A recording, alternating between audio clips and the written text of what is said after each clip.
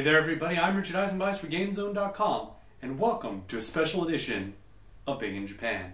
Well, today was day 2 at TGS, so I'm just going to run down for you the 3 major titles I played today. First up, Ni no Kuni. Now this is made by Studio Ghibli and Level 5. It was originally announced only for the DS, but has recently been announced for the PlayStation 3 as well. I was lucky enough to play both versions, but I think I'll talk mostly about the PS3 version in this video. Now, what is the gameplay like?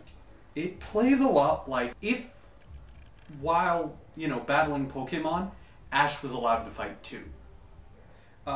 You basically have control over your own actions, and then you can give special requests or commands to your little monster and fight the battles.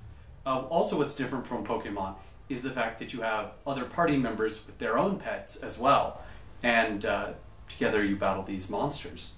It's interesting because built into the battle there's a lot of these instances where you can do a special attack or a special command that does a lot more damage than the normal attack, and I'm honestly not sure what triggers these the possibility of these attacks, but it kept you always doing something, and it was really fun like that.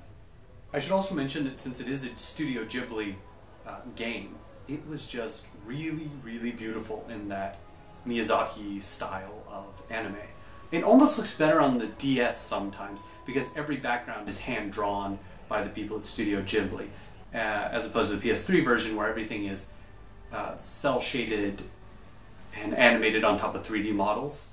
So it looks a little weird, but still stylistically it does pretty well. Next game I played was Marvel vs. Capcom 3.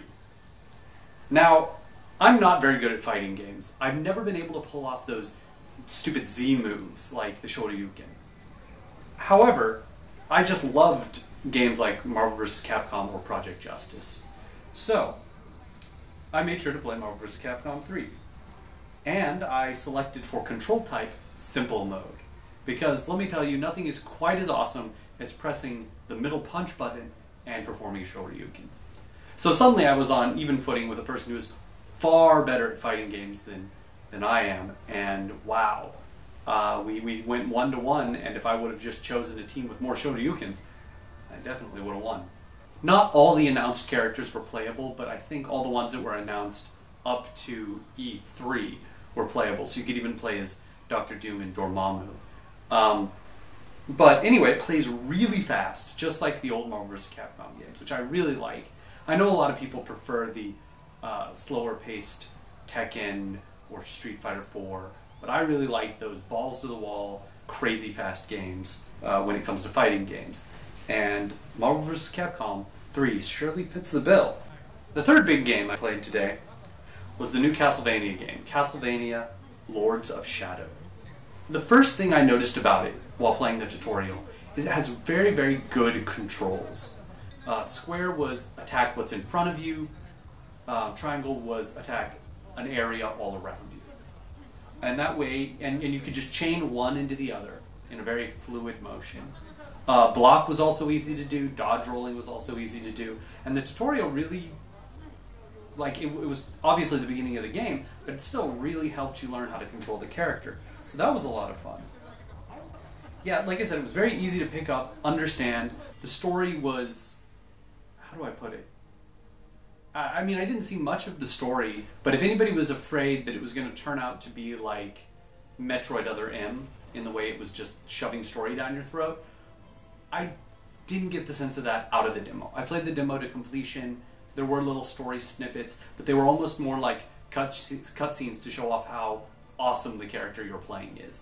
And hey, that's always fun.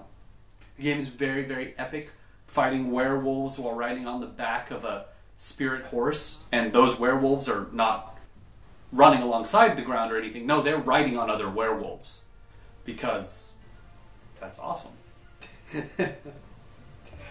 The only problem I had with the game was that the whip range seemed very strange. I always was like, oh, it's a whip, I can, hit anybody on the screen, and people would be just out of range. And it was really hard to decide what the actual range of the whip is. But that said, the game was fun to play, kept me interested, and doesn't really have very much of a learning curve for anybody who's played, well, video games before. It was pretty good. So there you have it, the 3 big games I played to date, TGS 2010. If you have any questions about it, please leave me a little message in the feedback, or want to hear any more about any of the other games I played, well, I'll be sure to drop you a line. Anyway, I'm Richard Eisenbeis for GameZone.com, and I will see you tomorrow with Day 3 coverage of the Tokyo Game Show. Peace out!